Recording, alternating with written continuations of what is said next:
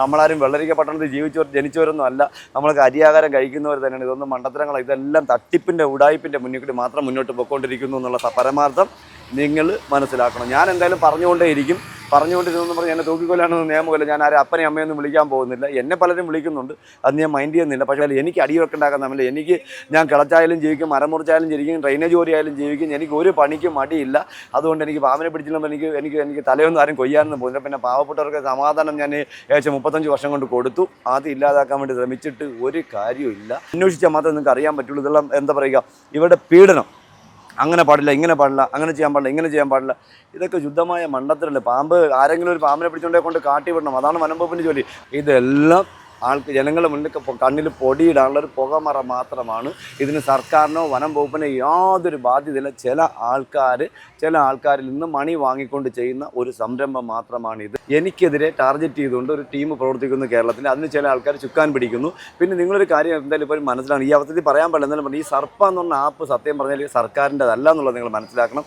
പാമ്പ് പിടിച്ചുകൊണ്ടിരുന്ന പാമ്പിനെ ഫ്രീ ആക്കി തരുമോ? അങ്ങനെ രാജവമ്പല ഫ്രീയുണ്ടോ, മൂർഖൻ ഫ്രീയുണ്ടോ, അണലി ഫ്രീയുണ്ടോ, പാമ്പിൻ്റെ മുട്ടയാണോ, അമ്പലയുടെ? അത് തമാശയ്ക്ക് ചോദിക്കാം. എൻ്റെ സുഹൃത്തുക്കളായിരിക്കും അതൊക്കെ ചോദിക്കുന്നത്. പുറത്തുനിന്ന് ആരും മനഃപൂർവ്വം കൊണ്ട് വെക്കുമ്പോൾ നമുക്ക് അങ്ങനെ ചെറിയ ഉപദ്രവങ്ങൾ നമുക്ക് ഉണ്ടാവുന്നുണ്ട്. അത് ഇനി എവിടെ പോയി അവസാനിക്കുമെന്ന് അറിയില്ല. അത് എല്ലായിടത്തും ഉള്ളതാണ്. അത് വെച്ചാൽ നമ്മൾ എന്തെങ്കിലും ഒരു സംരംഭം പാവപ്പെട്ട് തുടങ്ങുമ്പോൾ അതിൻ്റെ പിന്നിൽ എന്തെങ്കിലുമൊക്കെ പ്രശ്നങ്ങൾ ഉണ്ടാവും. അത് സ്വാഭാവികമാണ്. അപ്പോൾ അത് നമുക്ക് എന്ത് ചെയ്യാൻ പറ്റും? ഒന്നും ചെയ്യാൻ പറ്റില്ല. നമ്മൾ അതിനെയൊക്കെ തരണം ചെയ്ത് മുന്നോട്ട് പോകുന്നു എന്നുള്ളതാണ്. പിന്നെ ഈ സാധനങ്ങൾ മുഴുവനും പുതിയ സാധനങ്ങൾ വാങ്ങിയതാണ്. അപ്പോൾ അതിലൊരു വലിയൊരു ബാധ്യതയായിട്ടാണ് ഇതിപ്പോൾ എത്ര കണ്ട് മുന്നോട്ട് ഇതിന്നും ഈ ബാധ്യത ഒഴിയണമെങ്കിൽ ഒരു 5 വർഷം കടച്ചാൽ ഈ ബാധ്യത ഒഴിയുമെന്നിരിക്കും. ഏകദേശം 5 ലക്ഷത്തിലേറെ രൂപയുടെ ഒരു ചെലവ് തുടക്കത്തിൽ തന്നെ ഉണ്ടായിട്ടുണ്ട്. പാത്രത്തിൽ നിന്ന് എനിക്ക് വെള്ളം കുടിക്കാൻ തന്നു. അതിനുശേഷം ഞാൻ ഒരുമാതിരിപ്പെട്ട വെള്ളമൊന്നും ഫുഡ് കഴിക്കാറില്ലായിരുന്നു, വെള്ളം പോലും കുടിക്കാറില്ലായിരുന്നു. പിന്നെ പലരും നിർബന്ധിക്കുന്നതുകൊണ്ട് പറ്റുമെങ്കിൽ ഞാൻ പുറത്തിരുന്ന് കഴിക്കും.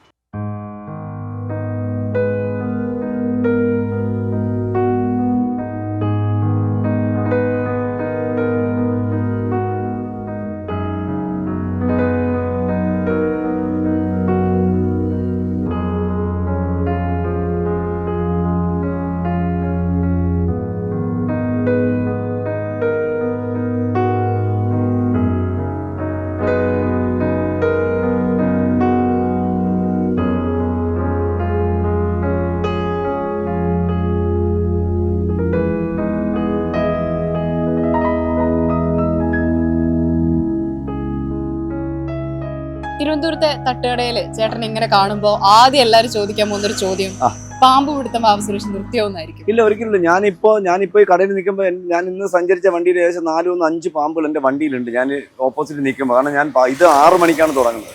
6 മണിക്ക് തുടങ്ങി ഞാൻ രാത്രി 1 മണിയായിരുന്നു. പക്ഷേ ഇപ്പോൾ മണി 11 ആയിട്ടുള്ളൂ. ഞങ്ങൾക്ക് എല്ലാ സാധനവും കഴിഞ്ഞു. ഞങ്ങൾ കൊണ്ടുവന്ന സാധനങ്ങളാണ്. അതായത് ഞങ്ങൾ നല്ല ഇന്നലത്തേനേക്കാളും കൂടുതൽ ഇന്ന് കൊണ്ടുവന്നു. എനിക്ക് തോന്നുന്നു 40-35 കിലോളം ചിക്കൻ ഉണ്ടായിരുന്നു, അത് കഴിഞ്ഞു. അതുപോലെ 15 കിലോളം കാട ഉണ്ടായിരുന്നു, അത് കഴിഞ്ഞു. പിന്നെ കാടമുട്ട 200 രൂപയുടെ കാടമുട്ട ഉണ്ടായിരുന്നു, അത് കഴിഞ്ഞു.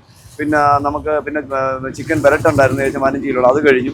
പിന്നെ അങ്ങനെ എല്ലാ ഐറ്റംസും നമുക്ക് ഏകദേശം 400-ഓളം പൊറോട്ട ഉണ്ടായിരുന്നു, അതെല്ലാം കഴിഞ്ഞു. പിന്നെ ഇനിയിപ്പോൾ അങ്ങോട്ട് ഇന്ന് നേരത്തെയാണ്, ഇന്ന് എനിക്ക് വെളുക്കുന്നേരം പാമ്പിനെ പിടിക്കാം. അവർക്ക് ഒരു പക്ഷേ ഇനി എനിക്ക് സമയം ധാരാളമുണ്ട്. അപ്പോൾ ഇന്ന് നമുക്ക് ദിവസം ചൊല്ലുന്നതോറും നിങ്ങളെപ്പോലുള്ള ആൾക്കാരുടെ സഹായം കൊണ്ടാണ് യഥാർത്ഥത്തിൽ നമുക്ക് എന്താ പറയുക, ഈ നിങ്ങളെപ്പോലുള്ള ഒരു വീഡിയോ എടുത്ത് പുറത്തേക്ക് പോകുന്നതുകൊണ്ട് ആൾക്കാർ കണ്ടിട്ട് വളരെ ദൂരെ നിന്നൊക്കെ, എനിക്ക് തോന്നുന്നത് ഈ തിരുവനന്തപുരം ജില്ല മാത്രമല്ല മറ്റ് ജില്ലകളിൽ നിന്നൊക്കെ ആൾക്കാർ കഴിക്കാൻ വേണ്ടി മാത്രം എന്നെ പരിചയപ്പെടാനും ഫോട്ടോ എടുക്കാനും വേണ്ടി വരുന്നുണ്ട്. അത് വലിയൊരു സന്തോഷം. പക്ഷേ എന്തായാലും നമുക്ക് നല്ല എന്താ പറയുക, ഈ ഒരു ഓളം മുന്നോട്ട് പോയാൽ എനിക്ക് എൻ്റെ അത്യാവശ്യ കാര്യങ്ങളൊക്കെ നടന്നു പോകും. അല്ലെങ്കിൽ മറ്റ് പാമ്പതില പിടിക്കാൻ പോകുന്ന സമയത്ത് സത്യം പറഞ്ഞാൽ നമുക്ക് എന്താ പറയുക, നമുക്ക് അതുകൊണ്ട് പ്രത്യേകിച്ച് വരുമാനങ്ങളൊന്നുമില്ല. അപ്പോൾ ഇതാകുമ്പോൾ ചെറിയ സഹായം. ഇപ്പോൾ നമുക്ക് തുടക്കമേ ഉള്ളൂ, നമുക്ക് ലാഭമൊന്നുമില്ല, അങ്ങനെ മെച്ചം പിടിക്കാതെ തട്ടി പോകുന്നു. ഇനി ഇത് മുന്നോട്ട് നല്ല രീതിയിൽ പോകണം. എന്തായാലും നമുക്ക് ഈ ഇന്നത്തെ ദിവസം നമുക്ക് ഒരു സാധനം മിച്ചമില്ല. കുറച്ച് ദോശമാവ് മാത്രമേ ഉള്ളൂ, ബാക്കി എല്ലാം കഴിഞ്ഞിട്ടുണ്ടെന്നുള്ളതാണ്. പെട്ടെന്നായിരുന്നു തട്ടുകട തുടങ്ങി. അതെന്തായിരുന്നു പെട്ടെന്ന് ഇങ്ങനെ? നമ്മൾ നാളെ എന്ന് പറഞ്ഞു കഴിഞ്ഞാൽ നീണ്ടു പോലും നടക്കത്തില്ല. കാരണം ഞാനൊരു ലോണിന് എൻ്റെ അനിയത്തിക്ക് ഒരു കിഡ്നി പേഷ്യൻ്റാണ്, ട്രീറ്റ്മെൻറ്റിന് വേണ്ടി ലോൺ എഴുതി കൊടുത്തിട്ട് 4 മാസമായി. ഇതുവരെ നാളെ എന്ന് പറഞ്ഞ് നീണ്ടു ഇതുവരെ ഒന്നും നടന്നില്ല. അപ്പോൾ ഞാൻ നാളെ എന്ന് പറഞ്ഞ് ഇങ്ങനെ മാറ്റി വെക്കുന്ന ഒരു നാളെ നാളെ ഇന്ന് കിടന്ന് നമ്മൾ നാളെ കഴിക്കും, നമുക്ക് പ്രതീക്ഷയില്ലാത്തതാണ്. അപ്പോൾ ഞാൻ വിചാരിച്ചു, ഞങ്ങൾ ഞായറാഴ്ച രാത്രി തീരുമാനിക്കുന്നു, ഞായറാഴ്ച രാത്രി സാധനം വാങ്ങുന്നു, തിങ്കളാഴ്ച രാവിലെ തട്ടുകട സ്റ്റാർട്ട് ചെയ്തു. ഇന്നിപ്പോൾ 2 ആഴ്ച കഴിഞ്ഞു. ഒരു ദിവസം മാത്രമാണ് നമ്മൾ കൊണ്ടുവന്നതിൽ നമുക്ക് സാധനങ്ങൾ ഒത്തിരി നഷ്ടപ്പെടുന്നത്. ബാക്കി എല്ലാ ദിവസവും നമുക്ക് ഏകദേശം വലിയ പ്രശ്നങ്ങളൊന്നും ഇല്ലാതെ. അപ്പോൾ ഇന്ന് നമുക്ക് ഒരു സാധനമില്ല, ദോശമാവ് മാത്രമേ നമുക്ക് ബാക്കിയുള്ളൂ. പിന്നെ നമുക്ക് ഇതൊന്നും നമുക്ക് നാളത്തേക്ക് ഉപയോഗിക്കാൻ പറ്റുന്ന സാധനങ്ങളല്ല, ഇന്ന് ഇവിടെ തീരുന്നു എന്നുള്ളതാണ്. അപ്പൊ ശരിക്കും ഒരു സാമ്പത്തിക ബുദ്ധിമുട്ടാണോ ശരിക്കും ഈ തട്ടുകടയിലേക്ക് നയിച്ചത്? തട്ടുകടയിലേക്ക് നയിക്കുന്നത് നമുക്ക് ഒരുപാട് പ്രശ്നങ്ങളുണ്ട്. ഇപ്പൊ നമ്മൾ ഇന്ന് കടയിലേക്ക് വരുന്ന സമയത്ത് നമ്മുടെ കടയിരിക്കുന്ന സ്ഥലത്ത് ആരോന്നും അറിയില്ല ഒരു ബൈക്ക് കൊണ്ട് വെച്ചിട്ട്, നമ്മൾ മേശയുടെ ആയിരിക്കാണ്ട് ബൈക്ക് കൊണ്ട് വെച്ചിട്ട് കഴിഞ്ഞ ഒരു 3 ദിവസങ്ങൾക്ക് മുന്നേ ഞങ്ങൾ രാത്രി ഇവിടുന്ന് 3 മണിക്കാണ് 2:30-3 മണിക്കാണ് സാധാരണ പൊക്കോണ്ട്. ഇന്നാണ് നേരത്തെ പോകാനുള്ള സാഹചര്യം. നേരത്തെ പോകാൻ പറ്റില്ല, ഇനി ഇതെല്ലാം കഴുകി ഒതുക്കി വെച്ചിട്ട് വേണം പോകാനുള്ളത്. പക്ഷേ ഞങ്ങൾ 1:30 പോകുന്നവരെ ഒരു പ്രശ്നമില്ലായിരുന്നു. പിറ്റേന്ന് രാവിലെ വന്നപ്പോൾ ഞങ്ങളുടെ കടയിൽ തൊട്ടപ്പുറത്തായിട്ട് 3 ചാക്കിൽ വേറെ ഏതോ ഐസ്ക്രീം പാർലറിന്റെയോ ഐസ്ക്രീം അവിടുത്തെ ഷോപ്പിലെ വേസ്റ്റ് കൊണ്ട് ഇവിടെ വെച്ചിട്ട് അങ്ങനെ നായ്ക്കളുടെ ശല്യം ഉണ്ടായിരുന്നു. അങ്ങനെ ഒരു പരാതി വന്നിട്ടുണ്ടായിരുന്നു. അങ്ങനെയൊക്കെ ഒരുപാട് പ്രശ്നങ്ങൾ ഞങ്ങളെ എന്താ പറയുക, നമ്മളിതിവിടെ ഇവിടെ നിന്ന് എടുത്തുകൊണ്ട് പോകാൻ വേണ്ടിയുള്ള പരിപാടിയാണെന്ന് എനിക്ക് തോന്നുന്നു. നമ്മൾ കോർപ്പറേഷനൊക്കെ അറിയിച്ചിട്ടാണ് നമ്മൾ തുടങ്ങി. നമ്മൾ ഒരിക്കലും ഒരു സുപ്രഭാതം ഇവിടെ കൊണ്ട് വെച്ചാൽ ഞങ്ങൾ അയലോക്കത്തുള്ള കടക്കാരുടെയൊക്കെ ബിസിനസ് ആയിട്ട് ഞങ്ങൾ ചായ വെക്കണമെന്ന് വിചാരിച്ചു. അപ്പോൾ അടുത്ത കടയിൽ ചായ ഉണ്ട്. അപ്പോൾ ഞങ്ങൾ അങ്ങനെയൊന്നും വെച്ചിട്ടില്ല. അവരെല്ലാം നല്ല സപ്പോർട്ട്. അപ്പോൾ ഇത് പുറത്തുനിന്ന് ആരും മനഃപൂർവ്വം കൊണ്ട് വെക്കുമ്പോൾ നമുക്ക് അങ്ങനെ ചെറിയ ചെറിയ ബുദ്ധിമുട്ടുകൾ നമുക്ക് ഉണ്ടാവുന്നുണ്ട്. അത് ഇനി എവിടെ പോയി അവസാനിക്കുമെന്ന് അറിയില്ല. അത് എല്ലായിടത്തും ഉള്ളതാണ്. അത് നമ്മൾ എന്തെങ്കിലും ഒരു സംരംഭം പാവപ്പെട്ടവർ തുടങ്ങുമ്പോൾ അതിന്റെ പിന്നിൽ എന്തെങ്കിലുമൊക്കെ പ്രശ്നങ്ങൾ ഉണ്ടാവും. അത് സ്വാഭാവികമാണ്. അപ്പോൾ അത് നമുക്ക് എന്ത് ചെയ്യാൻ പറ്റും? ഒന്നും ചെയ്യാൻ പറ്റില്ല. നമ്മൾ അതിനൊക്കെ തരണം ചെയ്ത് മുന്നോട്ട് പോകുന്നു എന്നുള്ളതാണ്. ഈ തട്ടുകടയുടെ വാർത്ത വന്നപ്പോൾ അതിൽ വന്നൊരു കമന്റ് തന്നെ അങ്ങനെയായിരുന്നു, ശത്രുക്കൾ ഉണ്ടാവും, സൂക്ഷിക്കണം എന്ന്. അതെ നല്ലതായിട്ട് ഞങ്ങൾ അതുകൊണ്ട് ഞാൻ എല്ലാം ഒരു ദോശ ഒടിച്ചു വിടുന്ന സമയത്ത് എൻ്റെ കണ്ണുണ്ട്. കാരണം എന്തെങ്കിലും ഒരു അപാകത ഉണ്ടായാൽ പിന്നെ അത് ഉണ്ടാവാൻ പാടില്ല. അതുകൊണ്ട് എല്ലാ സ്ഥലത്തും എൻ്റെ കണ്ണ്. ഞാൻ എല്ലാ സ്ഥലത്തും ഒരു വേസ്റ്റ് പാത്രം എടുക്കാൻ പോലും ഞാനിപ്പോൾ ഓൾറൗണ്ടറായിട്ടാണ് നിൽക്കുന്നത്. പെട്ടെന്ന് ഓംലെറ്റ് ഇല്ലെങ്കിൽ ഓംലെറ്റ് അടിക്കുക, ദോശ ഇല്ലെങ്കിൽ ദോശ അടിക്കുക, വേസ്റ്റ് പാത്രം എടുക്കുക, വേസ്റ്റ് പാത്രം കഴുകുക, വെള്ളം കഴുകുക, അങ്ങനെ എല്ലാത്തിനും കൂടിയാണ് ഞാൻ ഓൾറൗണ്ടറായിട്ട് നിൽക്കുന്നത്. എനിക്ക് ഇന്ന പണിയൊന്നുമില്ല. ഞാൻ മേച്ചിരി പണിക്ക് പോയിക്കൊണ്ടുന്ന സമയത്ത് ഡ്രൈനേജ് വാറിൽ ഉൾപ്പെടെ എല്ലാ പണിക്കും ഞാൻ പോകട്ടെ. അപ്പോൾ എനിക്ക് അങ്ങനത്തെ ഒരു പണിക്ക് പറ്റും അത് ഒരു മടിപ്പൊന്നുമില്ല. എന്തായാലും ദൈവത്തിനാണ് നമ്മൾ വളരെ ശ്രദ്ധിച്ച് കാര്യങ്ങൾ ചെയ്യുന്നുണ്ട്. ഫുഡാണ് എല്ലാം ദൈവത്തിൻ്റെ കയ്യിലും പിന്നെ നിങ്ങളെപ്പോലുള്ളവരുടെ എന്താ പറയുക സഹായം കൊണ്ട് നമ്മൾ മുന്നോട്ട് പോകുന്നു എന്നുള്ളതാണ്. നന്നായിട്ട് പോകുന്നുണ്ട്. പെട്ടെന്ന് ഇങ്ങനെ ഇപ്പോ നമ്മൾ കാണുന്നത് പാമ്പിനെയൊക്കെ പിടിച്ച് ആർക്കും ഒരു ദ്രോഹം ഇല്ലാതെ പോകുന്ന ഒരു അവസരം. എന്താണ് താങ്കൾക്ക് ഇങ്ങനെ ഒരു ശത്രുത ഉണ്ടാവും എന്ന രീതിയിലേക്ക് പോകുന്നത്? ശത്രുക്കളുണ്ടോ ശരിക്കും? എനിക്ക് ശത്രുക്കളില്ല. പക്ഷെ എന്നെ ശത്രുക്കളായിട്ട് കാണുന്നുണ്ടെന്നുണ്ട് എനിക്കൊന്നും പറയാനില്ല. കാരണം സ്വന്തം അച്ഛനെ ശത്രുക്കളായിട്ട് കാണുന്ന മക്കള്, സ്വന്തം അമ്മ മക്കളെ എന്താ കാലി തൂക്കി മക്കളെ പാറയിലടിച്ചു കൊല്ലുന്ന കാലം. അപ്പോൾ ആർക്കും ബന്ധുക്കളില്ല, എല്ലാവർക്കും ശത്രുക്കളായിട്ടാണ് എനിക്ക് തോന്നിയിട്ടുള്ളത്. കാരണം അങ്ങനെയാണ് ഇന്നത്തെ കാലം അങ്ങനെ പൊക്കോണ്ടിരിക്കുന്നത്. അപ്പോൾ ഞാൻ ആരെയും ശത്രുവായിട്ട് കാണാറില്ല. ഞാൻ എല്ലാവരും ചിരിച്ചുകൊണ്ടിരുന്ന പെരുമാറുന്നത്, നല്ല തമാശയൊക്കെ പറഞ്ഞാണ് ഞാൻ മുന്നോട്ട് പോകുന്നത്.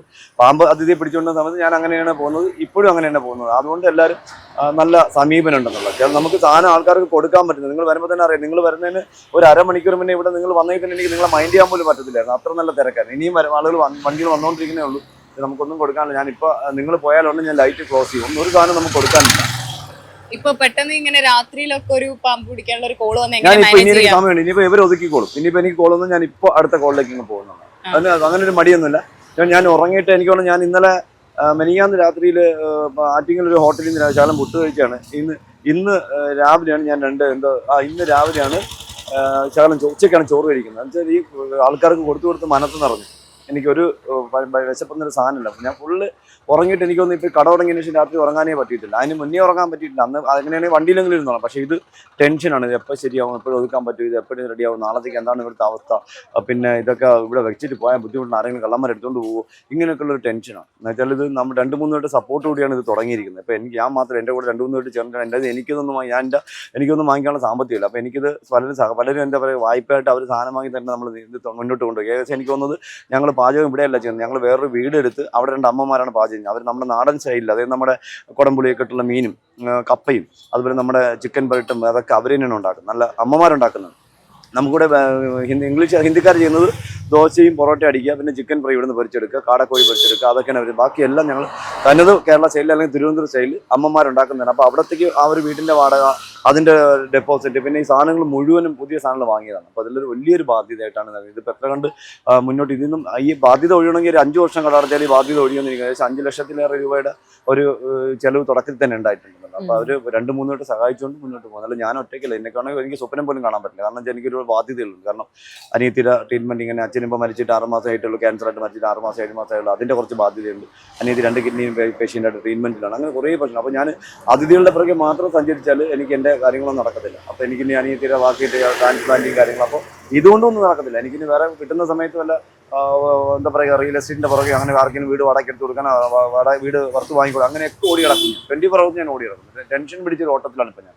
എന്നാലും ഇവിടെ സമാധാനമില്ല. എന്നാലും ഒരു എന്താ പറയുക, ഞാൻ കേരളത്തിൽ സഞ്ചരിക്കുമ്പോൾ എനിക്ക് ഫുഡ് കഴിക്കാൻ പറ്റുന്ന സ്ഥലങ്ങളിൽ കയറി മാത്രമേ ഞാൻ കഴിക്കാറുള്ളൂ. അപൂർവങ്ങൾ ഞാൻ തിരഞ്ഞെടുക്കുന്ന കട എല്ലായിടത്തും പോയി കഴിക്കാറില്ല. അപ്പോൾ അപ്പോഴെൻ്റെ മനസ്സിലൊരു ആശയം ഉണ്ടായിരുന്നു, ഒരു തട്ടുകട തുടങ്ങണം. ഈ നെഗറ്റീവ് പറയുന്നവര് എന്തായാലും ഒരു നെഗറ്റീവ് എന്തായാലും പറയും. അതെ. അത്തരത്തിൽ വരുന്ന ചില കമന്റുകളാണ്, ഓ അപ്പൊ വാവസുരേഷിന്റെ തട്ടുകടയിൽ പാമ്പ് ഐറ്റംസ് ഉണ്ട്, ഇങ്ങനെയുള്ള ചോദ്യം. അല്ല, അതൊരു എന്താ പറയുക, അതൊരു മോശമായിട്ടുള്ള കൺസെപ്റ്റ് എനിക്ക് തോന്നുന്നില്ല. തമാശ രൂപയിലാണ് ചോദിക്കുന്നത്. ഇനിയിപ്പോൾ പാമ്പ് പിടിച്ചോണ്ടിരുന്ന പാമ്പിനെ ഫ്രീ ആക്കി തരുമോ, അങ്ങനെ രാജവമ്പല ഫ്രൈ ഉണ്ടോ, മൂർക്കൻ ഫ്രൈ ഉണ്ടോ, അണലി ഫ്രൈ ഉണ്ടോ, പാമ്പിൻ്റെ മുട്ടയാണോ ഓംലേറ്റ്, അത് തമാശയ്ക്ക് ചോദിക്കുക. എൻ്റെ സുഹൃത്തുക്കളായിരിക്കും അതൊക്കെ ചോദിക്കുന്നത്.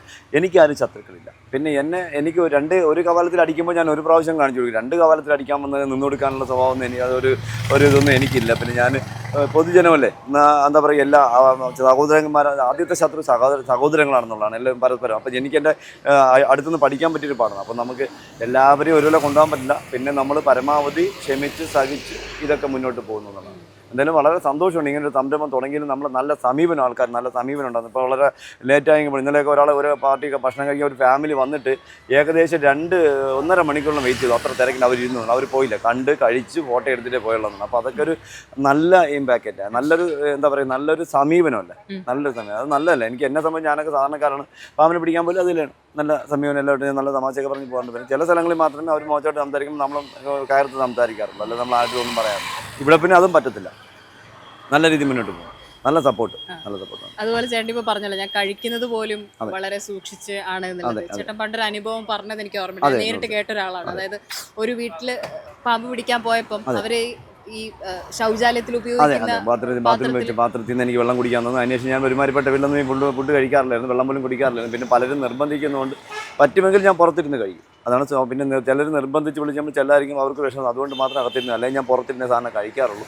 പിന്നെ പറ്റുമെങ്കിൽ ഞാൻ ഒരാളിൻ്റെ പ്രിയ വാങ്ങിച്ച് കഴിക്കാതിരിക്കാൻ ശ്രമിച്ചുകൊണ്ടിരുന്ന ആളാണ്. പക്ഷേ ഇപ്പോൾ അങ്ങനെയല്ല. എല്ലാവരും അങ്ങനെയൊന്നും പറയരുതെന്ന് പറഞ്ഞിങ്ങനെ സഹകരിക്കുന്നതുകൊണ്ട് ഞാനത് ചെയ്യുന്നു. പക്ഷേ അങ്ങനെ എനിക്ക് ഒരനുഭവം ഒരുപാട് അനുഭവങ്ങളുണ്ട്. പിന്നെ നമ്മുടെ കേരളമല്ലേ, ഇങ്ങനെയൊക്കെ പോവുള്ളൂ, നമുക്കൊന്നും പറയില്ല. പിന്നെ നമ്മൾ ആരെയും കുറ്റപ്പെടുത്തുന്നില്ല. എല്ലാവരും ഒരുപോലെയല്ല, 5 പേരിലും 5 പോലെ അല്ലല്ലോ. നമ്മളെല്ലാം എനിക്കിപ്പോൾ ഒരു വിരലില്ല, ഈ വിരൽ മടങ്ങിയിരിക്കുന്നു, ഈ വിരൽ മടങ്ങിയിരിക്കുന്നു. അപ്പോൾ 5 വിരലിൽ 5 പോലെ 10 തരത്തിലാണ് എൻ്റെ 5 വിരലിരിക്കുന്നത്. ഇങ്ങനെ ഇരിക്കുന്നു, ഇങ്ങനെ മടങ്ങിയിരിക്കുന്നു, ഇവിടെ മടങ്ങിയിരിക്കുന്നു, ഇവിടെ മടങ്ങിയിരിക്കുന്നു, ഇതിന് നീളക്കുറവ്. അപ്പോൾ അതുകൊണ്ട് അതൊന്നും ഞാൻ മൈൻഡ് ചെയ്യാറില്ല എന്നുള്ളത്. അത് അവരുടെ രീതിയിൽ അവരെന്തുകൊണ്ടായിക്കോട്ടെ. ഞാനതുകൊണ്ട് പരമാവധി പറ്റുമെങ്കിൽ എന്താ പറയുക, ഞാൻ തിരഞ്ഞെടുക്കുന്ന സ്ഥലങ്ങളിൽ മാത്രമേ ഫുഡ് കഴിക്കാറുള്ളൂ. അങ്ങനെയാണ് ഞാൻ മുന്നോട്ട് പോയിക്കൊണ്ടിരിക്കുന്നത്. അതിപ്പോ ചേട്ടൻ നിരന്തരം കേട്ടുകൊണ്ടിരിക്കുന്ന ഒരു വിമർശനങ്ങളിൽ ഒന്നാണ്, ഇപ്പോൾ ഫോറസ്റ്റ് ഉദ്യോഗസ്ഥരാണെങ്കിലും ശാസ്ത്രീയമല്ലാത്ത രീതിയിലാണ് കൈകാര്യം ചെയ്യുന്നത്, പാമ്പ് പിടിക്കുന്നത്, ഇങ്ങനെയുള്ള വിമർശനങ്ങൾ. അതിനൊന്നും മറുപടി കൊടുക്കേണ്ട ഒരു അവസ്ഥയില്ല. കാരണം വെച്ചാൽ സത്യം പറഞ്ഞാൽ ശാസ്ത്രീയം എന്നൊരു സാധനം ഭൂമിയിലില്ല. 1. രണ്ടാമത്തെ ശാസ്ത്രീയം എന്ന് പറഞ്ഞാൽ പറമ്പിൽ നിന്ന് പിടിക്കാതിരിക്കണമെന്നുള്ളത്. 2. മൂന്നാമെന്നുണ്ടെങ്കിൽ ശാസ്ത്രീയത എന്ന് പറഞ്ഞാൽ ഞാൻ 2006 വനംവകുപ്പിന് ട്രെയിനിങ് കൊടുത്ത് തുടങ്ങിയതിന് ശേഷം ഒരാളിന് പോലും പാമ്പ് കടി കിട്ടിയിട്ടില്ല.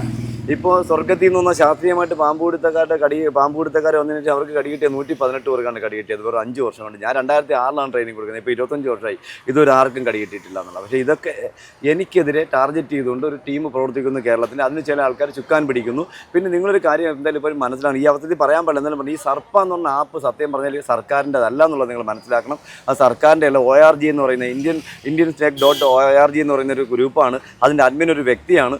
ആ വ്യക്തിയുടെ പേര് ഞാൻ പറഞ്ഞുകൊണ്ട് ഈ സംഭവം തട്ടിപ്പാണെന്ന് പറഞ്ഞുകൊണ്ട് ആ വ്യക്തി എന്നെ വിളിച്ചില്ല. എൻ്റെ എൻ്റെ കൗമുദി ചാനലിൽ നടക്കുന്ന സ്നേക് മാസ്റ്റർ പ്രോഗ്രാമിൻ്റെ പ്രൊഡ്യൂസറെ വിളിച്ച് 30 മിനിറ്റ് സംസാരിച്ചു എന്നുള്ളതാണ് ഇതിനെക്കുറിച്ച്. അപ്പോൾ ഞാൻ പറഞ്ഞൊരു കാര്യമുണ്ട്, എന്താ വെച്ചാൽ ഇത് തട്ടിപ്പാണെന്ന് നമുക്ക് അതിൽ തന്നെ മനസ്സിലായി. പിന്നെ ഒരു കാര്യം നമ്മൾ എപ്പോഴും മനസ്സിലാക്കണം, ഒരു ചർച്ചയിൽ വരുമ്പോൾ വനം വകുപ്പിൻ്റെ ഒറ്റ ഉദ്യോഗസ്ഥന്മാരില്ലായിരുന്നു. ഒരു ഉദ്യോഗസ്ഥന്മാർ ഒരു അഭിപ്രായം പറഞ്ഞില്ല. പിന്നെ എന്താണ് വനം വകുപ്പിൻ്റെ എന്നാണ്, സർക്കാരിൻ്റെ ഒരു ആപ്പേ അല്ല, അതൊരു ശാസ്ത്രീയം എന്ന് പറഞ്ഞ സാധനമല്ല, അതൊരു തട്ടിപ്പ് ഉടായിപ്പ് പരിപാടിയാണെന്ന് നിങ്ങൾ ജനങ്ങൾ മനസ്സിലാക്കണം. അത് ഒരു കാര്യം മനസ്സിലായത്, വനം വകുപ്പിൻ്റെ കീഴിലുള്ള ആപ്പ് അഡ്മിൻ വനം വകുപ്പിൻ്റെ ആൾക്കാരല്ല, അത് പുറത്തുള്ള ഔട്ടിലുള്ള ആളാണ് അത് നോക്കുന്നത്. ഇത് എന്താ പറയുക, ജനങ്ങളെ പറ്റിക്കുകയാണ് എന്നുള്ളത് ആദ്യം നിങ്ങൾ മനസ്സിലാക്കണം. നിങ്ങൾ ഇതിനെ വിവരാവകാശം ചോദിക്കണം. വിവരാവകാശം ചോദിക്കുമ്പോൾ സർക്കാരിന് ഒന്നും തരാനുണ്ടാവില്ല, വനം വകുപ്പിനൊന്നും തരാനുണ്ട്. വനം വകുപ്പിൻ്റെ അല്ല, വനം വകുപ്പിനാണെങ്കിൽ ഗവൺമെൻറ് ജീവനക്കാരല്ലേ അതിൻ്റെ ആപ്പിൻ്റെ അഡ്മിൻ ആവേണ്ടത്. അത് വനം വകുപ്പിൻ്റെ ഉദ്യോഗസ്ഥന്മാരല്ലേ. ആരെങ്കിലും വനം വകുപ്പിൻ്റെ ഒരു ഓഫീസറെങ്കിലും ഇതിനെക്കുറിച്ച് പറഞ്ഞിട്ടുണ്ടോ? ഇല്ല, പറഞ്ഞില്ല. ഇതെല്ലാം തട്ടിപ്പണി. ഒരു ശാസ്ത്രീയം എന്നൊരു സാധനം ഇല്ല. യഥാർത്ഥം പറഞ്ഞാൽ പാമ്പ് പിടുത്തക്കാരുടെ എണ്ണം കൂടിയപ്പോൾ തിരുവനന്തപുരത്ത് സിറ്റി പോലുള്ള സ്ഥലങ്ങളിൽ പാമ്പിൻ്റെ എണ്ണം കൂടുന്നു. എവിടെ നിന്നാണെന്ന് ആർക്കറിയില്ല. നിങ്ങളൊരു കാര്യം മനസ്സിലാക്കണം, ഇന്ത്യയിൽ പാമ്പിനെ പിടിച്ചു കഴിഞ്ഞാൽ പാമ്പിനെ റിലീസിങ് പോളിസി എന്നൊരു സാധനം. റിലീസിങ് പോളിസി ഇന്ത്യയിൽ ഒരിടത്തും ഇല്ല. മഹാരാഷ്ട്രയിൽ ഒരിടത്തുണ്ട്, മഹാരാഷ്ട്രയിൽ മാത്രമേ ഉള്ളൂ, വേറെ ഒരിടത്തും ഇല്ല എന്നുള്ളത് നിങ്ങൾ ഓർക്കുക. പിടിക്കുന്ന പാമ്പിനെ എവിടെ വിടുന്നു എന്നൊരു കൃത്യമായിട്ട് കണക്കില്ല. എവിടെ നിന്നൊക്കെ പിടിച്ചു, എവിടെയൊക്കെ റിലീസ് ചെയ്തു, എവിടെയൊക്കെ ജീവിക്കുന്നു എന്നൊരു കണക്കില്ല. ഇതെല്ലാം ജനങ്ങളുടെ മുന്നിൽ കണ്ണിൽ പൊടിയിടാനുള്ള ഒരു പുകമറ മാത്രമാണ്. ഇതിന് സർക്കാരിനോ വനം വകുപ്പിനോ യാതൊരു ബാധ്യതയില്ല. ചില ആൾക്കാരിൽ നിന്ന് മണി വാങ്ങിക്കൊണ്ട് ചെയ്യുന്ന ഒരു സംരംഭം മാത്രമാണിത്. അതുമാത്രമല്ല, ഈ വനം വകുപ്പിൻ്റെ ഫണ്ട് നഷ്ടപ്പെടുത്താനായി 3000 രൂപ കൊടുത്ത് കിറ്റ് ഈ ORG എന്നറിയപ്പെടുന്ന ഇന്ത്യൻ snake.org എന്നറിയപ്പെടുന്ന കമ്പനി ഇഷ്യൂ ചെയ്യുന്ന ഹൂക്കും സഞ്ചിയുമാണ് ഇന്ന് ഈ സംഘടന വാങ്ങി വനം വകുപ്പ് വഴി വനം വകുപ്പിൻ്റെ സർക്കാരിൻ്റെ പൈസ പറ്റിച്ചുകൊണ്ട് ഈ വ്യക്തികൾ ചെയ്യുന്നു എന്നുള്ളത് നിങ്ങൾ മനസ്സിലാക്കണം. 3000 രൂപയ്ക്ക് 2 ഹൂക്കും കിറ്റിന് 3000 രൂപ എന്നൊക്കെ പറഞ്ഞാൽ നമ്മളാരും വെള്ളരിക്ക പട്ടണത്തിൽ ജനിച്ചവരൊന്നും അല്ല. നമ്മൾക്ക് അരിയാഹാരം കഴിക്കുന്നവർ തന്നെയാണ്. ഇതൊന്നും മണ്ടത്തരങ്ങൾ, ഇതെല്ലാം തട്ടിപ്പിൻ്റെ ഉടായിപ്പിൻ്റെ മുന്നിൽ മാത്രം മുന്നോട്ട് പോയിക്കൊണ്ടിരിക്കുന്നു എന്നുള്ള പരമാർത്ഥം നിങ്ങൾ മനസ്സിലാക്കണം. ഞാൻ എന്തായാലും പറഞ്ഞുകൊണ്ടിരുന്നെന്ന് പറഞ്ഞ് എന്നെ തൂക്കിക്കൊല്ലാനൊന്നും നിയമമില്ല. ഞാൻ ആരും അപ്പനെയും അമ്മയൊന്നും വിളിക്കാൻ പോകുന്നില്ല. എന്നെ പലരും വിളിക്കുന്നുണ്ട്, അത് ഞാൻ മൈൻഡ് ചെയ്യുന്നില്ല. പക്ഷേ ഒരു കാര്യം നിങ്ങൾ മനസ്സിലാക്കണം, ഒരു 5 വർഷങ്ങൾക്ക് മുന്നേ വന്ന ഒരു ഗ്രൂപ്പ് ചർച്ചയിൽ, ഒരു വാട്സാപ്പ് ഗ്രൂപ്പ് ചർച്ചയിൽ, കാസർഗോഡ് മുതൽ ഇങ്ങോട്ടുള്ള 3-4 ജില്ലകളിലുള്ള ഗ്രൂപ്പിൽ വന്ന ചർച്ചയിൽ അവരിൽ ഒരാൾ പറഞ്ഞു, സന്തോഷം എന്നൊരു ചെറുപ്പക്കാരൻ പറഞ്ഞു, നിങ്ങൾ ഓർത്ത് വെച്ചോ, ഞാൻ പറയുന്നു 5 ലക്ഷം രൂപ പന്തായം വയ്ക്കുന്നു, വാവാ സുരേഷ് ഇനി പാമ്പിനെ പിടിക്കില്ല എന്ന് 5 വർഷങ്ങൾക്ക് മുന്നേ പന്തായം വെച്ച് ഈ ഗ്രൂപ്പിൽ ചർച്ച വന്നതാണ്. അതുമത് നിങ്ങൾ കാര്യം മനസ്സിൽ 118ഓളം പേർക്കാണ് ശാസ്ത്രീയമായിട്ട് സ്വർഗത്തിൽ നിന്ന് ഇറങ്ങി വന്ന് പാമ്പ് കടി കിട്ടിയത്. അതിലൊരുപരി തിരുവനന്തപുരം ജില്ലയിൽ നമ്മുടെ കിള്ളിപ്പാലത്തിനടുത്ത് ഷിബു എന്നൊരു ചെറുപ്പക്കാരൻ പൊന്മുടി കാട്ടിനകത്ത് വെച്ച് പാമ്പ് കടിയേറ്റ് മരണപ്പെട്ടിട്ടുണ്ട്. എങ്ങനെയാണ് മരിച്ചത്, ഏത് സാഹചര്യം അവിടെ വന്നു, അദ്ദേഹത്തിന് ആൽക്കഹോൾ ആയിരുന്നു, അദ്ദേഹത്തിന് കള്ളു കുടിച്ചിട്ടുണ്ടായിരുന്നു, അല്ലെങ്കിൽ അതെങ്ങനെ മരണപ്പെട്ടു, എന്തിനവിടെ പോയി എന്നുള്ളതൊക്കെ നിങ്ങൾ അന്വേഷിക്കേണ്ട. അതൊന്നും ഒരു അന്വേഷണം ഇല്ല എന്നുള്ളത് കൂടി നിങ്ങൾ മനസ്സിലാക്കണം. ഇതെല്ലാം ഒരു പുകമറ മാത്രമാണ്, തട്ടിപ്പ് മാത്രമാണെന്ന് നിങ്ങൾ മനസ്സിലാക്കണം. എന്തായാലും എനിക്ക് അടിയൊക്കെ ഉണ്ടാക്കാൻ തമ്മിൽ ഞാൻ കിളച്ചായാലും ജീവിക്കും, മരം മുറിച്ചായാലും ജീവിക്കും, ഡ്രെയിനേജ് ജോലിയായാലും ജീവിക്കും. എനിക്ക് ഒരു പണിക്കും മടിയില്ല. അതുകൊണ്ട് എനിക്ക് പാമ്പിനെ പിടിച്ചില്ലെങ്കിൽ എനിക്ക് തലയൊന്നും ആരും കൊയ്യാനൊന്നും പോകുന്നില്ല. പിന്നെ പാവപ്പെട്ടവർക്ക് സമാധാനം ഞാൻ ഏകദേശം 35 വർഷം കൊണ്ട് കൊടുത്തു. അത് ഇല്ലാതാക്കാൻ വേണ്ടി ശ്രമിച്ചിട്ട് ഒരു കാര്യമില്ല. എന്താ പറയുക, പാമ്പിനെ ഇന്ത്യൻ ഫോറസ്റ്റ് ആക്ടിൽ കൈകൊണ്ട് പാമ്പിനെ പിടിക്കരുതെന്നൊരു നിയമമില്ല. അതുകൂടി നിങ്ങൾ ഓർത്ത് വെക്കണം. അതുപോലെ ഈ സുരേഷ് പാമ്പിനെ പിടിച്ചു കഴിഞ്ഞാൽ പാമ്പിനെ ഇങ്ങനെ കളിപ്പിക്കുന്നത് ചിലപ്പോൾ കുട്ടികളിലടക്കം തെറ്റായ രീതിയിൽ ഇൻഫ്ലുവൻസ് ശുദ്ധ മണ്ടത്തിലല്ല. അതൊക്കെ ഒരു എന്താ പറയുക, അതൊക്കെ ബുദ്ധിയില്ലായിക്കൊണ്ട്, അറിവില്ലായ്മ കൊണ്ട്, ഒന്നുകൂടി പറഞ്ഞാൽ വിവരമില്ലായിക്കൊണ്ട് പറയുന്നതാണ്. കാരണം ഇന്ന് വരെ ഒരു കുട്ടി എന്നെ അനുകരിച്ചായിട്ട് ഞാൻ കേട്ടിട്ടില്ല. കണ്ട പിള്ളേർ മടലോ കമ്പൊക്കെ വെച്ച് അനുകരിക്കണം. അല്ലാതെ കുട്ടികൾക്ക് അറിയാം പാമ്പിനെ പിടിയുടെ വാവാസുരേഷിന് കടി കിട്ടിയത് കുറേ അനുഭവങ്ങളുണ്ട്. വാവാസുരേഷ് അനുഭവിച്ചിട്ട് ഞങ്ങൾക്ക് വട്ടൊന്നുമില്ല. വാവാസുരേഷ് എന്തെങ്കിലും ആയിക്കോട്ടെ എന്ന് ചിന്തിക്കുന്ന കുട്ടികളാണ്. അതിന് കുട്ടികൾ ഒരിക്കലും അങ്ങനെ മണ്ടത്തരം കാണിക്കാൻ പോകുന്നില്ല. ഇന്നൊക്കെ നല്ല ബ്രില്യൻ്റായ കുട്ടികളാണ്. പണ്ട് ഞാനൊക്കെ വളർന്നു വന്ന സാഹചര്യം പോലെയൊന്നും അല്ല. അതുകൂടി ഇതെല്ലാം തട്ടിപ്പ് മാത്രമാണെന്ന് നിങ്ങൾ മനസ്സിലാക്കണം. ഈ സുരേഷ് പാമ്പിനെ പിടിക്കരുതെന്ന് ആർക്കെങ്കിലും നിർബന്ധം? അങ്ങനെ ഒരു ടീം പ്രവർത്തിക്കുന്നു കേരളത്തിൽ. അതുകൊണ്ട് നിങ്ങൾ ഓർക്കണം, ഞാൻ ഈ മേഖല വരാൻ പാടില്ല എന്ന് പറയുന്നത്. നിങ്ങൾ കുറേ ജനങ്ങൾ എന്നെ സ്നേഹിക്കും. ഞാനൊരിക്കലും കാശ് കൊടുത്ത് വാങ്ങിച്ചല്ല എൻ്റെ സ്നേഹം. ആദ്യം ഞാൻ വരുമ്പോൾ വേറെ എനിക്കൊന്ന് കേരളത്തിൽ വളരെ അപൂർവം പേരെ ഉണ്ടായിരുന്നുള്ളൂ. കേരളത്തിൽ ആദ്യത്തെ പാമ്പ് പിടിക്കുന്ന വനിത എന്ന് പറഞ്ഞത് കാസർഗോഡുകാരൻ കോഴിക്കോടുകാരനായ നമ്മുടെ മോഹൻലാൽ, കോഴിക്കോട് വേലായുധൻ്റെ മകൾ നിഷ, എന്താ പറയുക, സംഗീതയാണ് കേരളത്തിലെ ആദ്യം, എനിക്ക് തോന്നുന്നു ഇന്ത്യയിൽ തന്നെ ആദ്യത്തെ പാമ്പ് സംരക്ഷക. പിന്നെ ചില ആൾക്കാരെ കണ്ണിൽ പൊടിയിട്ടുകൊണ്ട് 5-6 കേസിലെ പ്രതിയായിട്ട് പോലും ഞാനാണ് സത്യം ചെയ്യുന്നതെന്ന് പറഞ്ഞ് നടക്കുന്ന കുറേ ആൾക്കാരുണ്ട്. ഞാൻ അതിൻ്റെ സ്റ്റേറ്റ്മെൻറ്റ് മുഴുവൻ എടുത്തു, പിന്നെ വിവരാവകാശം വഴി എല്ലാ സ്റ്റേറ്റ്മെൻറ്റും എടുത്തു വെച്ചിട്ടുണ്ട്.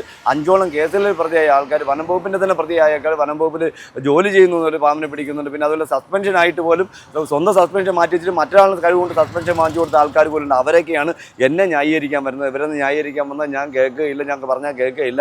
എൻ്റെ അടുത്ത് പറഞ്ഞെങ്കിൽ നേരായിട്ടുള്ള ഞാൻ വിശ്വസിച്ച് എൻ്റെ മനസ്സിൽ കൊണ്ടുവരുന്ന 30ഓളം വർഷം എൻ്റെ മനസ്സിൽ കൊണ്ടുവരുന്ന വനം വകുപ്പിൻ്റെ ഓഫീസർമാർ എന്നെ വിളിച്ചു പറഞ്ഞാൽ ഞാൻ അനുസരിക്കുക, എന്താണെന്ന് ചെയ്യുക. പക്ഷേ എന്ന് പറഞ്ഞ് കൈകൊണ്ട് പിടിക്കുന്നത് എനിക്ക് എന്തായാലും മാറ്റാൻ കഴിയില്ല. കാരണം എൻ്റെ കൈ ഇത്രയും മടങ്ങുകയുള്ളൂ, ഇത്രയും എനിക്ക് സ്വാധീനമുള്ളൂ. എനിക്ക് ഹൂക്കും ചാക്കൊന്നും പിടിക്കാൻ എന്നെക്കൊണ്ട് കഴിയില്ല. എനിക്ക് ഹൂക്ക് പിടിക്കാൻ പറ്റാത്തൊരു നിങ്ങൾ മനസ്സിലാക്കുക. ഈ ഹൂക്ക് കൊണ്ട് ഇങ്ങനെ എനിക്ക് പിടിക്കാൻ പറ്റില്ല. എനിക്ക് ഹൂക്ക് കൊണ്ട് പിടിക്കുമ്പോൾ എനിക്ക് അടുത്ത നെഞ്ചിലായിരിക്കും കടി കിട്ടി ഞാൻ മൂക്കിൽ പഞ്ഞി വെച്ച് കിടക്കുന്നത്. അത് ആഗ്രഹിക്കുന്ന പലരും ഉണ്ട്. നിങ്ങളുടെ കാര്യം മനസ്സിലാക്കണം. സർപ്പ എന്ന് പറഞ്ഞ ആപ്പിൽ നിന്ന് എല്ലാ ജില്ലയിലും, കോഴിക്കോട് ആയിക്കോട്ടെ, എറണാകുളം ആയിക്കോട്ടെ, തൃശ്ശൂർ ആയിക്കോട്ടെ, ഇവിടെ നിന്നൊക്കെ ചെറുപ്പക്കാർ ഇവരുടെ അടിമത്വം, ഇത് അടിമ രാജ്യമൊന്നുമല്ല, സ്വാതന്ത്ര്യം കിട്ടിയ രാജ്യമാണ് ഭാരതം. ഈ അടിമത്വത്തെ വെറുത്തുകൊണ്ട് പയ്യന്മാർ 60, 50, 40 പയ്യന്മാർ ഒരു ജില്ലയിൽ നിന്ന് മാറി നിന്ന് പുറത്തു നിന്ന് പ്രവർത്തിക്കുന്നു എന്നുള്ളത് നിങ്ങൾ അന്വേഷിച്ചാൽ മാത്രമേ നിങ്ങൾക്ക് അറിയാൻ പറ്റുള്ളൂ. ഇതെല്ലാം എന്താ പറയുക, ഇവരുടെ പീഡനം. അങ്ങനെ പാടില്ല, ഇങ്ങനെ പാടില്ല, അങ്ങനെ ചെയ്യാൻ പാടില്ല, ഇങ്ങനെ ചെയ്യാൻ പാടില്ല. ഇതൊക്കെ ശുദ്ധമായ മണ്ടത്തരല്ലേ. ആരെങ്കിലും ഒരു പാമ്പിനെ പിടിച്ചുകൊണ്ടേ കൊണ്ട് കാട്ടി വിടണം. അതാണ് വനം വകുപ്പിൻ്റെ ജോലി. കാട്ടിൽ നിന്ന് ആന ഇറങ്ങുന്നു, ആരെങ്കിലും പിടിച്ചുകൊണ്ട് പോകുന്നുണ്ടോ? ഒന്നും ചെയ്യുന്നില്ല. ഇവിടെ നിന്ന് അങ്ങോട്ട് പടക്കം വയ്ക്കുമ്പോൾ അത് അങ്ങോട്ട് പോകുന്നു, അവിടെ നിന്ന് പടക്കം വയ്ക്കുമ്പോൾ അത് ഇങ്ങോട്ട് പോകുന്നു. ഒരു ജീവികൾക്കും ഭൂമിയിൽ ജീവിക്കാനുള്ള അവസരം ഇല്ല എന്നുള്ളതാണ്. പിടിക്കുന്ന ചില സാധനങ്ങൾ പിടിച്ച് മയക്കൂടി വയ്ക്കുന്നതെല്ലാം മരിച്ചു പോകുന്നു എന്നുള്ളത് കൂടി നിങ്ങൾ മനസ്സിലാക്കണം. എന്തായാലും എനിക്ക് ഇതേ പറയാനുള്ളൂ, ഇത് ഒരു മഹത്തായ സംരംഭമായിരുന്നു. ഞാനത് കഷ്ടപ്പെട്ട് കൊണ്ടുവന്നായിരുന്നു.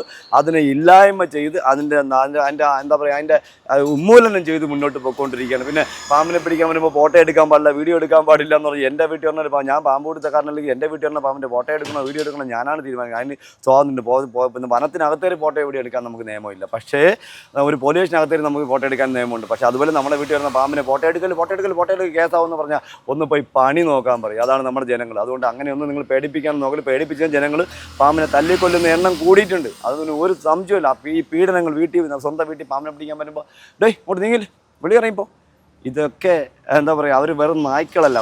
ആദ്യം നിങ്ങൾ ചെയ്യേണ്ടത് പാമ്പ് സംരക്ഷകരെ മുട്ടയെ പോലെ വളർത്തുകയല്ല ചെയ്യേണ്ടത്. പാമ്പ് കടി ഏൽക്കുന്ന ആളിൻ്റെ എന്താ പറയുക ചികിത്സാ സഹായം വർദ്ധിപ്പിക്കുക.